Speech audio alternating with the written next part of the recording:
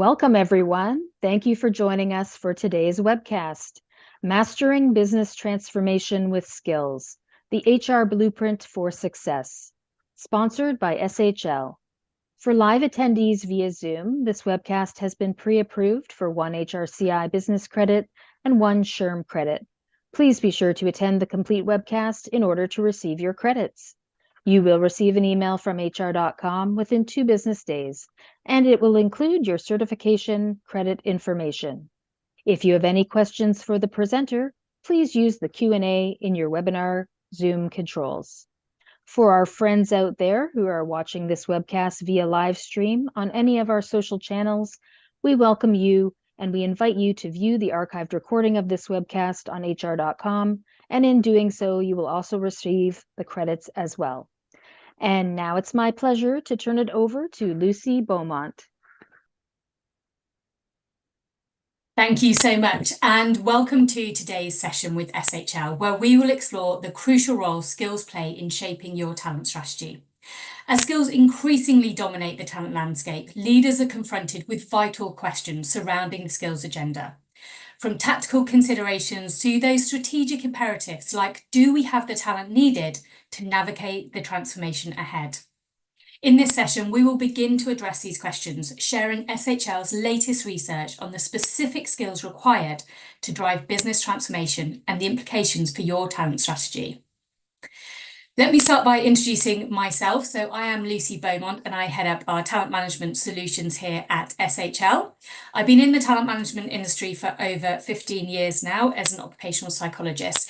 And I guess probably for me, the most interesting thing over the last 3 or 4 years has been a huge shift in the types of conversations that I have with customers and clients around the world. So traditionally in talent management, I've had lots of conversations with businesses trying to identify top talent, top leaders, identify their high potentials, develop their leaders and put them into those succession planning programs. But over the last 3 or 4 years, that conversation has shifted massively to come down and be much broader and focus across all employees within our businesses. And the conversation has really shifted to how do we identify those people? How do we understand the skills that they have? How do we retain, grow and develop those individuals? And that conversation has often centered around skills. So this webinar is incredibly timely from the types of things that I know businesses are talking about today. Before we dive in, I will cover off some quick housekeeping. We will run for approximately 45 minutes. The session is being recorded and we will send you the recording afterwards. That's always a question we get.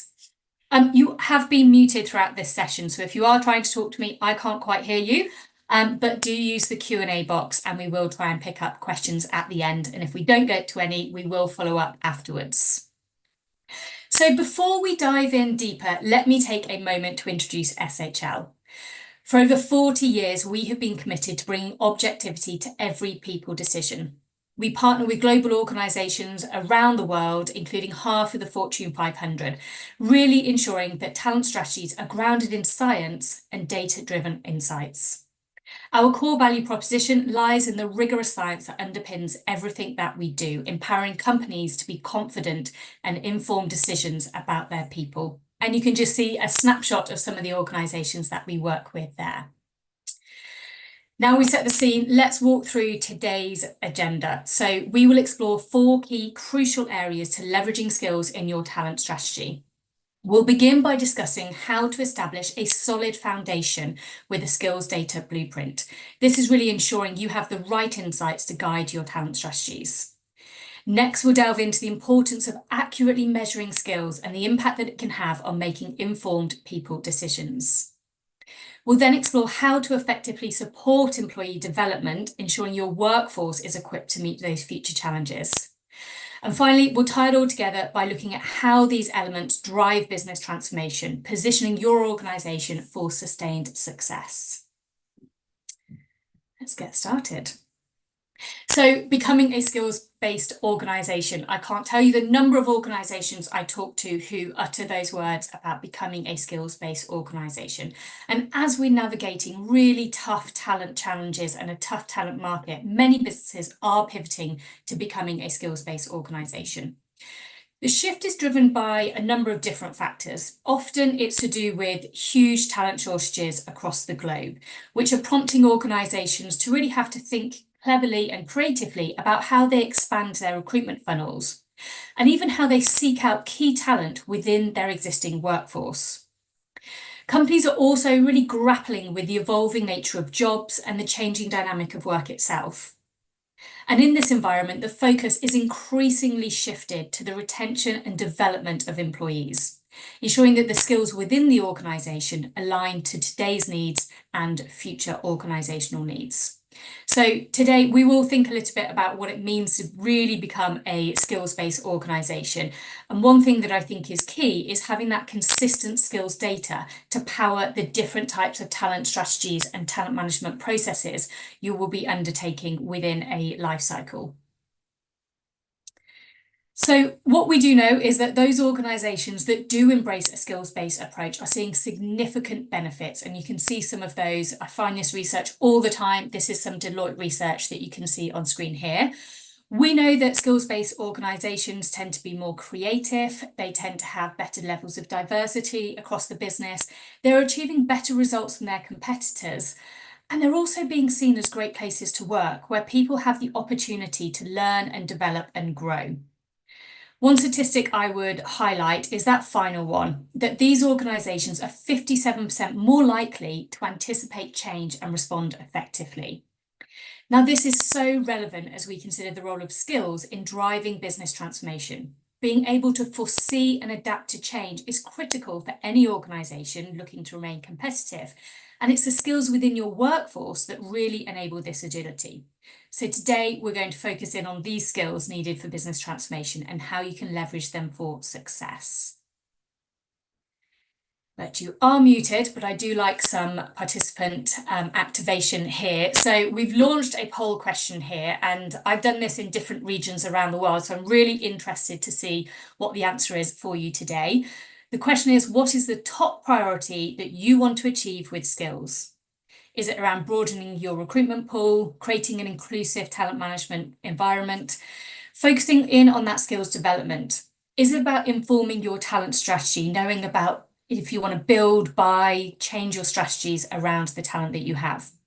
Or is it, of course, around that driving the business transformation? So it might tick a few of these boxes, but we have asked you to prioritise your top priority here. So just take another few seconds to place your answers. And then we will close out the poll and see what your top priorities are. This is actually a really important question. It's something that as soon as I have a conversation with an organisation about skills, I ask them to think about what they're trying to achieve. The really interesting thing is, even with multiple stakeholders within the same organisation, they will often have a different answer to this question. So sometimes it's about getting that alignment internally about what's the biggest driver for you sort of moving towards skills as you move forward. So we should be able to see our results. Okay, so we're seeing definitely the strongest here is around skill development. And I think that is consistent with what we see elsewhere. I actually think if I ran this 3 years ago, the results coming out were around broadening your recruitment pool. And I think this is showing that shift from a constant sort of talent acquisition, always hiring people, to really focusing on that internal development of your employees and how you can upskill them, develop them for the future, knowing that that's probably the longevity pathway as you move forward. And good to see 27% are interested in driving business transformation, so you are at the right webinar. Okay, thank you so much for responding to that. So let's jump back in, and I guess we are seeing this desire to become a skills-based organisation from lots of businesses around the world. I will say I do speak to organisations who are saying we don't want to become a skills-based organisation, but we do want to seed in skills to some of the things that we're doing. We know that it's led by some of these really tough changes in our market and the changing nature of work. And we know that it brings big benefits. So naturally, I get lots of questions about, well, how can I use skills to change our strategy? And how can I use skills to inform our workforce planning? And who should I reskill? And what are our skills gaps? And quite frankly, we won't get there overnight.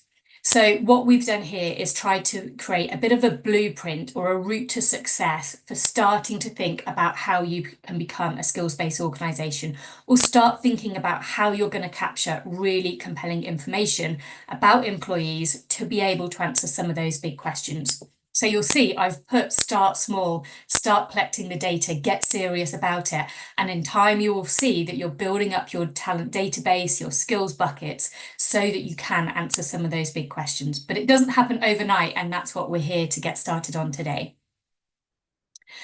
So I've termed this Get Serious About Skills Measurement because you're trying to answer some really big, important questions, and you need good, strong data to do that. So the starting point has to be thinking about, are you serious about this, and how are you going to really think carefully and intentionally about collecting skills data?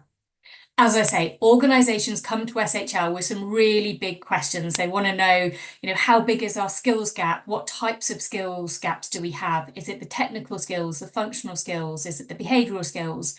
Where are the gaps? Are they in certain regions? Are they in certain departments? Are there certain areas we should be more focused on than others? Really interesting is thinking about, where are your champions? Do you know who your people are that have got the skills of the future, or have got the skills that are really important to your business? And then how are you going to identify them, develop them, retain them, and make sure that they become your champions? And then, of course, how do we inform that talent strategy? Were we going to reskill, redesign, recruit people into the organisation, or really focus on retention? Probably a combination of those, but you need really good data to be able to answer these big questions. I often think that organisations are flying blind when it comes to data on skills, because they have these big questions, they're trying to answer them, but they start trying to answer them before they've got the information to be able to do so. So we need data. It's important to think about where and how you're going to collect data, and think about getting data that is robust enough to answer those questions. So what we tend to know is that most HR and business executives are not confident in the talent data that they've got, particularly when it comes to skills. That tends to be more so around half of all business executives aren't confident in the soft skills or the human capabilities of their people, and knowing that that data that they hold is complete, it's verified, and it's valid. That means they can't make decisions about their people. When it comes to those hard or technical skills, lots of different terms that people use here. When it comes to those technical skills, there's a little bit greater confidence there. So they tend to be a little bit easier to assess and verify technical skills. And so there's a slightly more confidence around that. Although, as you can see, you wouldn't go into a supermarket and only have 60% of your stock data captured. So we've still got massive gaps when it comes to skills data. And then thinking about getting serious about skills measurement, what kind of data do you have? So you might have data on 60, 70, 80% of your population, of your employees when it comes to skills. But how accurate is that data? How valid is it? Is it objective data, or is it quite subjective? Can you make decisions on it? A really key piece here is, how complete is it? And not just across the employee population, but how much of a scope of somebody's skills do we really know? What we tend to find is that through whatever method you're collecting skills data, individuals, both employees and managers, tend to focus on the skills that an individual is showing up to work with today. So what skills am I using in my job today? And I'm going to tell you about those, not the other skills that perhaps I have and I'm not yet bringing to work, but I would like to leverage in the future. So thinking about, are you collecting data on skills, not just for the job someone's doing today, but actually that complete picture of the individual, to know where they could go in the future and where we could leverage them within our business. Now, I've already used terms like hard skills, technical skills, soft skills, behavioural skills. Skills is such a broad topic, and it's actually quite confusing for many organisations to align around a common definition. So something that we use to try and help organisations think about the types of skills that you might be important to your talent strategies is our tree analogy. So with our tree analogy, we have our leaves across the top of the tree, and these are our technical skills. They can be functional skills. But the thing of these is, they're so important to know if somebody has got the skills to do this job today. Can they hit the ground running and do the things that we need them to do? Now, these leaves, or our technical skills, do tend to fall off the tree every 6, 12, maybe 18 months, depending on the technology. So as soon as technology changes, we tend to see that we need a reskilling effort there. The technology has changed, the technical skills needed have changed, and this is something that people are grappling with really a lot at the moment, thinking about the future of work, digital skills of the future, and what we're going to need. Quite frankly, it's an always on cycle we'll always be trying to get ahead of what they are, because it is just going to change so quickly. So in many ways, that part of your skills strategy is going to be about an always on reskilling program to make sure that our people are competitive in the skills that they need. But as we move away from those leaves and we go down into the trunk and even the roots of our tree, that's when we get into more of the behavioural or human skills that people bring to work. These are less likely to change over time, and we don't really anticipate that new human skills will appear or will become important. But these human skills, the ones that we can define, the ones that we have today, are really important for longevity in our talent strategies, because these are the skills that we can look at today and know who's going to respond effectively to change, who's going to be able to learn quickly, who's going to be agile, who's going to be able to think critically. So it's more of those soft skills that actually can determine who will pick up the technical skills that we need, who will come with us through that business transformation. So when it comes to retaining, developing and mobilising your employees and your talent, whilst you might want to have data on those technical skills, you can train those and you can reskill around them, but knowing who are the people that you're going to have the greatest longevity with from a human or a soft skills perspective is incredibly important as you move forward. So we've sort of defined a little bit around, how you talk about skills and the different types of skills. And then you get into this really big question of how on earth do you measure skills? There's almost too much data actually in businesses on skills. Pretty much everything is data around skills. There's so much of it, but it's often not in a form that we can use, not in a common place, not a consistent language, and sometimes not of a verified level.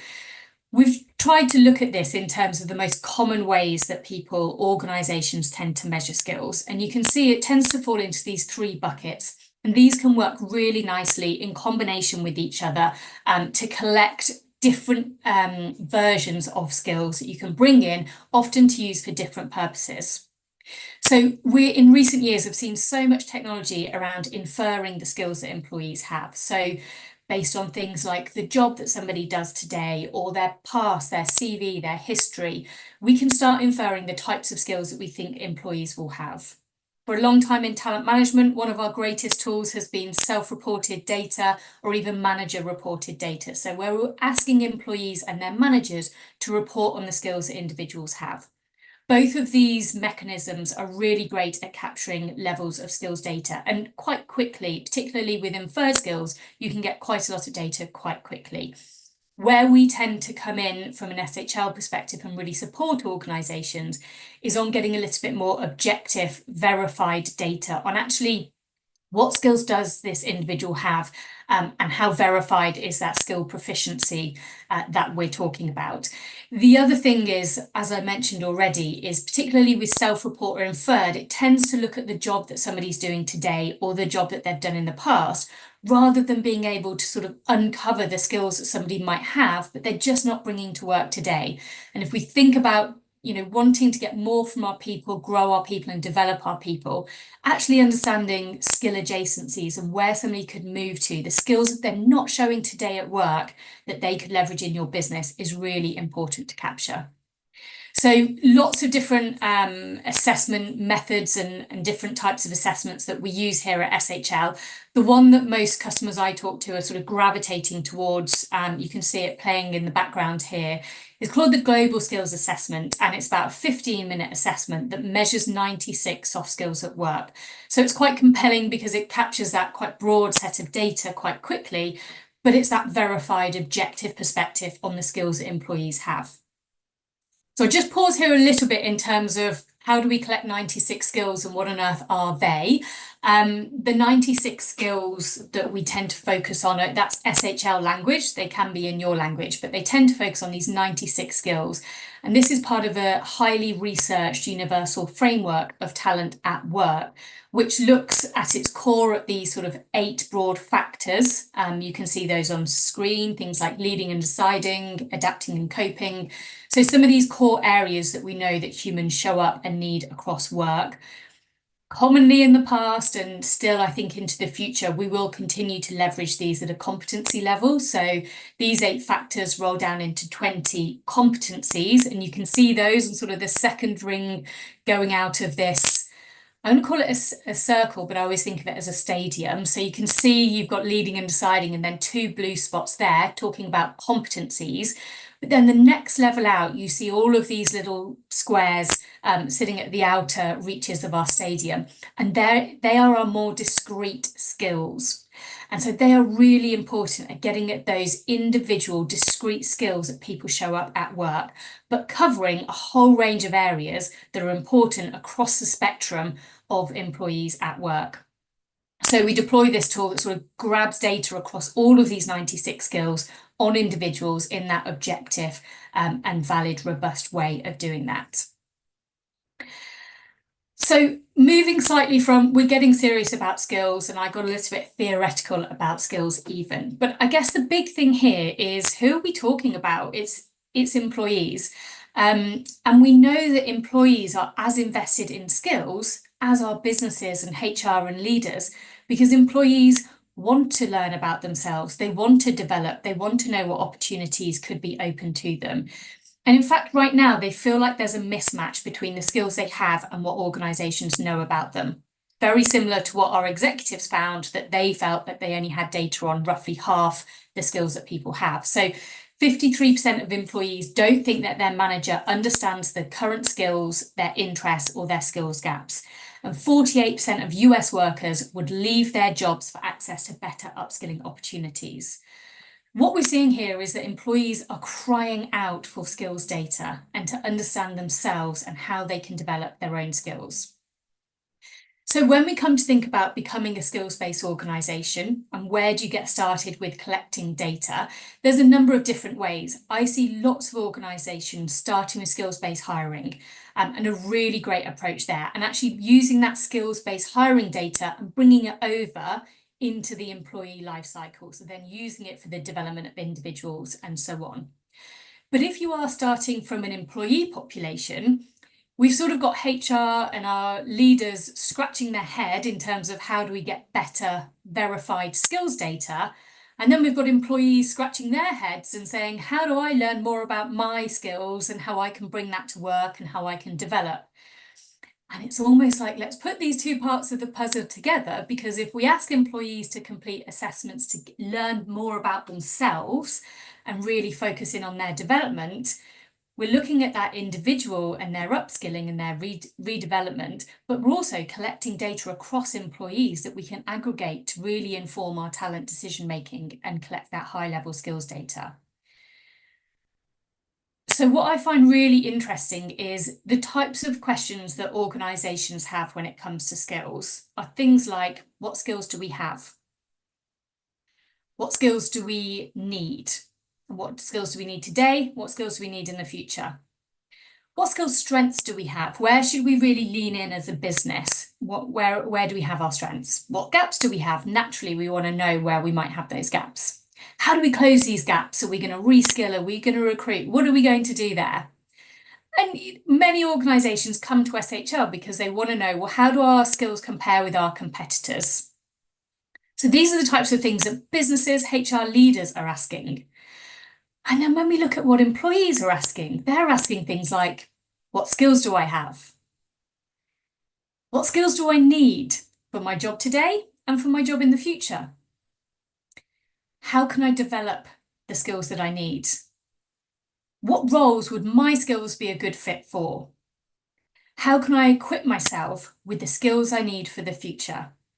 So we really are seeing this sort of mirror image in organisations wanting to collect skills data to answer big questions, and employees having exactly the same need and wanting to answer exactly the same questions for themselves.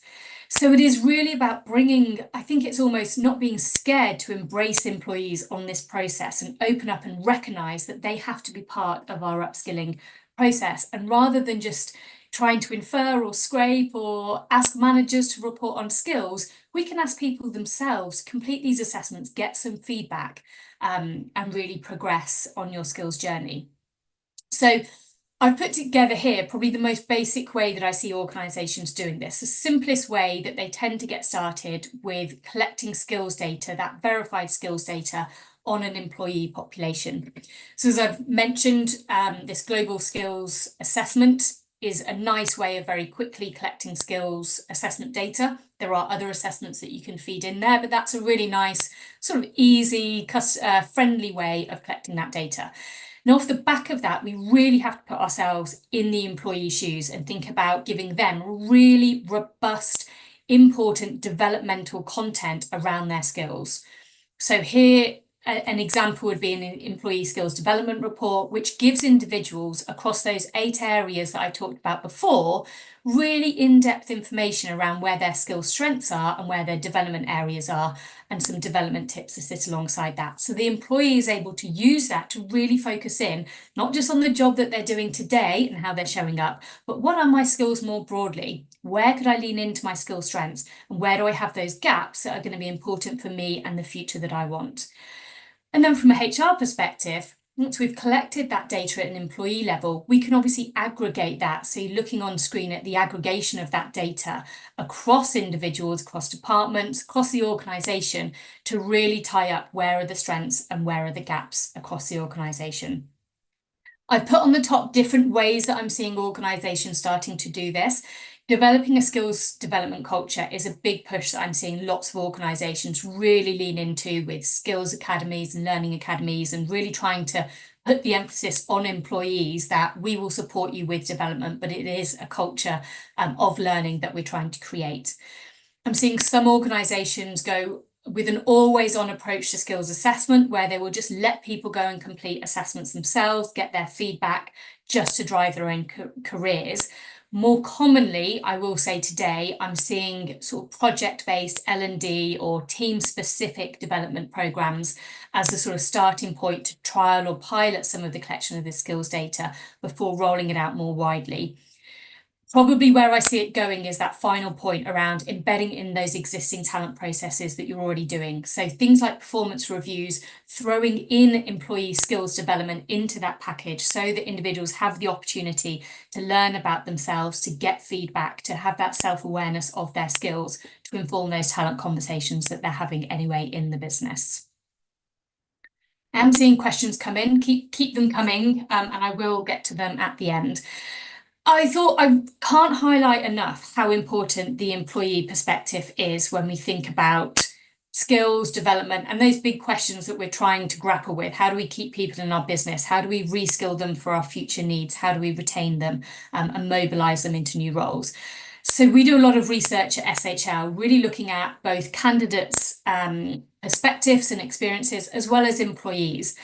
And really interesting, I think we often get scared about asking employees to complete assessments once they're in business. We did some really great research that actually looked at employees know that decisions will be made about them, or reviews will be taken on their performance at work, and that the world of work is changing. And what they really strongly said was, if you're going to be looking at me and my performance, I want you to do that based on the skills that I actually have, that you've collected fairly, and that are objective view of my skills at work, not what somebody else thinks about me, not what I've done in the past, but actually coming at this from some data that I feel is fair and transparent as to how I show up. They're crying out for growth partnerships. So to be able to get that development report, to be able to say, tell me about myself, I want to understand my strengths and my development areas, and how can that align with the organisation's needs such that I can grow with you. One of the big things that we're seeing is employees really wanting to own their own careers, develop themselves, take ownership for this. And so putting this into their own hands so that employees can complete things, can get their own assessment feedback to really understand them better, equips them with the information. They can go into the business and look for learning environments, look for learning development programs, coaching to really fast track their own careers. That's what employees want. And of course, many organisations want that as well. So there's this really nice synergy between what employees want and what organisations want. I have done a lot of talking again, so I'm going to pause and we'll launch our second and final poll question. What is the main challenge your organisation faces in transitioning to a skills-based approach? I have made this single choice again, but again, you may have multiple of these, so just go for your main challenge. Is it gaining stakeholder and leadership buy-in? I hear that a lot around the skills agenda and how we can make the business case for skills. Is it around embedding skills in the organisational culture? Again, I think to become a truly skills-based organisation, you have to go on that journey of embedding skills as part of the culture, the language, the development, and so on. Honestly, one of the things I hear the most is just knowing where to start and just not having the tools to be able to do that. And I think one of the things that I would reiterate is just get started, get collecting that skills data, get trying to understand it. We'll make mistakes on the way, but if you don't get started, you almost get overwhelmed with inertia. So really think about how you're going to get started and what are those priorities that you want to tackle as part of your skills agenda. And I definitely one that I hear a lot, but it could be because organisations come to SHL with this problem, but is how do I define and measure skills? It's being talked about, particularly in the HR world, so much today, but actually just stripping it back to its basics. How do I create a definition across the business of skills, the different types of skills that we need that is aligned? And then how can I actually measure those in a consistent way that's going to feed data across that employee life cycle? So hopefully you've made your selection by now, and we will just pull up some of those results. So we're seeing a much more mixed response here in terms of the main challenges. Defining and measuring skills coming out as the top, but actually a fairly broad sweep across all of these, which I think just reflects where people are today. So really good to see where you are, and thank you for participating. I will say that every time we've done lots of events on skills and worked with lots of organisations who come on and do panel discussions about being a skills-based organisation, and they are organisations I would say are quite mature in their skills journey. The first thing they would say is, we don't have all the answers and we're on a journey, and we're certainly not a skills-based organisation today, but we're moving in that way and we want to just help people learn about our journey because we see it as quite challenging. So if you're in that position, you are absolutely not alone. Thank you so much for completing our final poll. So now I want to move on to, we've sort of talked about how do we start collecting that skills data. And then we can get to these bigger questions of how do we drive business transformation? How do we sort of impact our talent strategies? So we've said that, we've got all of these questions. If we've started to collect that data and we've leaned into the employee side and giving employees access to be able to understand themselves better, we started to collect data that we really can start answering some of these questions. We start to know how big the gap is, where the gap is, how we're going to shift that gap. So how do we close that gap? Because we've got data to inform that and know what is going to be the right approach. So this is why it is really a journey or a blueprint of how to get there. But the more data you're collecting, the more informed decision making you can start taking. Now, when it comes to transformation, we specifically chose that as a topic because it's something that lots of strategic HR leaders are grappling with right now. We know that nearly all organisations are going through some form of transformation or will be in the next 3 to 5 years. 45% of CEOs believe that their organisation will not be viable 10 years from now if they don't transform. And I actually track that statistic every year. They re-release that, and that went up by about 6% in the last 12 months. So CEOs are worried that if their businesses don't transform, they're just not going to be viable. We know that it's a big topic for organisations. And when it comes to transformation, it's about people as much as it is about everything else that goes into transformation.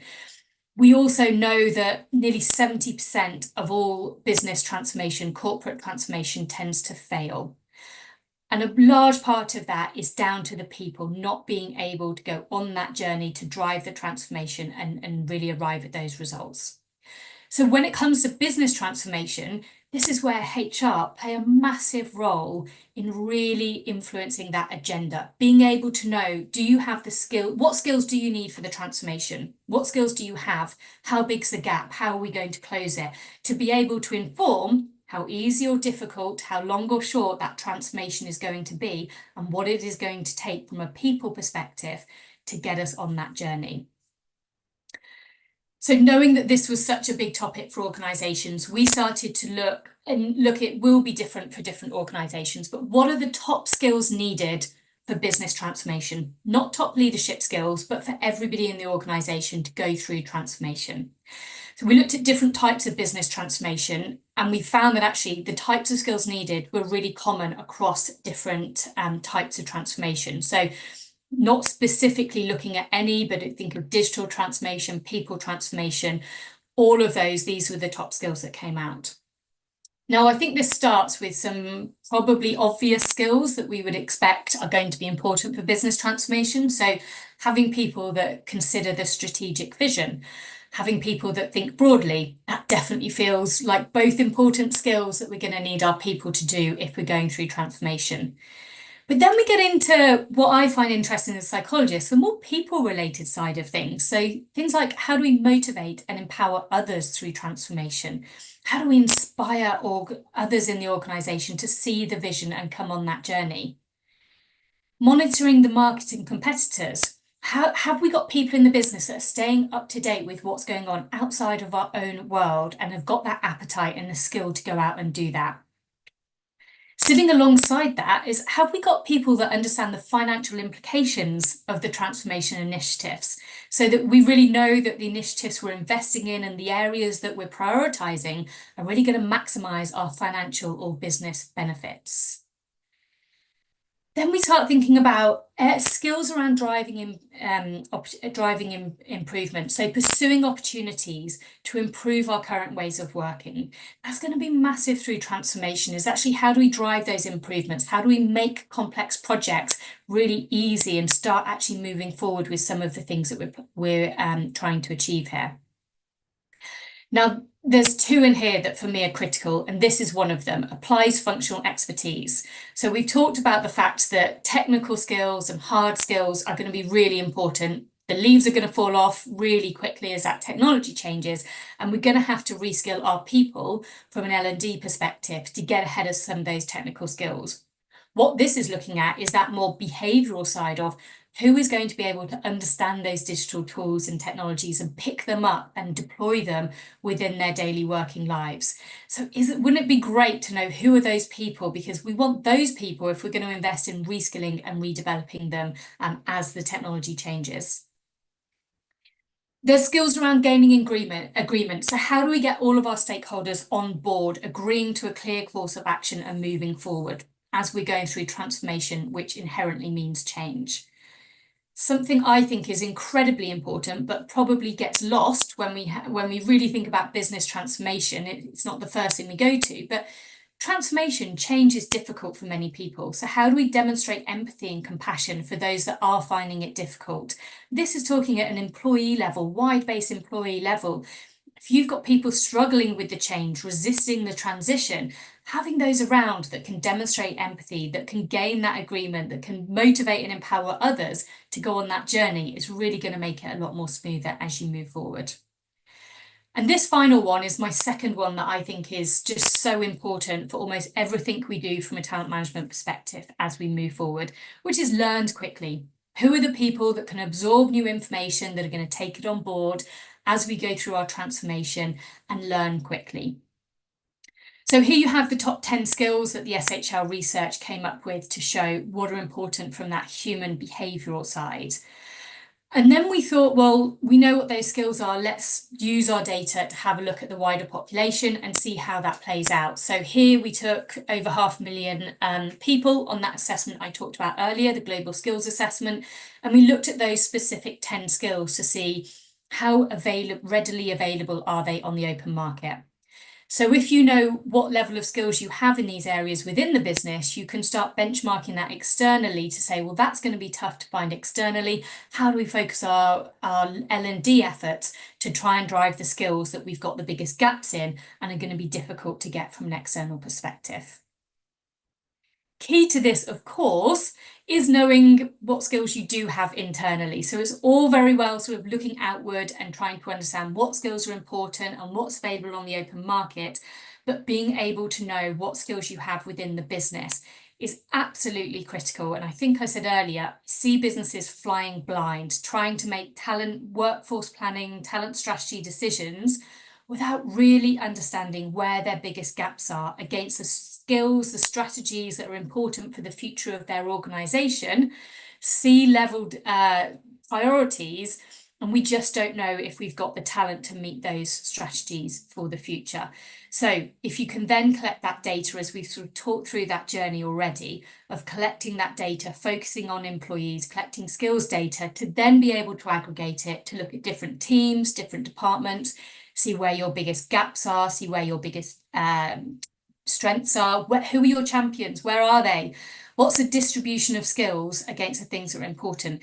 That information just filters across that life cycle of being an SBO. Your L&D team can then start understanding where they need to focus their biggest efforts.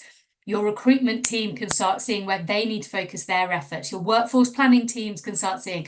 So this data really helps inform so many of those decisions when it comes to those talent strategies that you want to implement. So, as I say, it's a journey to get to being a skills-based organisation. And today's session was meant to get really practical and a blueprint of actually, how are we seeing people doing that? I will go back to the very beginning and say, get serious about skills, because the number of organisations that are trying to make decisions, inform their strategies based on data that they don't believe in, they don't think is verified or robust, and then they're making poor decisions that's then costing time and money and effort, is just huge. So really focus on thinking about the type of skills data you want to collect. How are you going to go and collect it? But more important than anything is start doing it, because this is only going to be a more challenging external environment for talent, and the world is shifting so fast. Jobs and organisations are shifting so fast that getting into skills now is really going to set businesses up for success. So I will just quickly see if I can see some questions coming in. So we have had a few questions coming in that I can see in different places. So what is the biggest challenge that you're seeing across the world when it comes to skills development? I think the biggest challenge is probably trusting that employees want to be partners in this.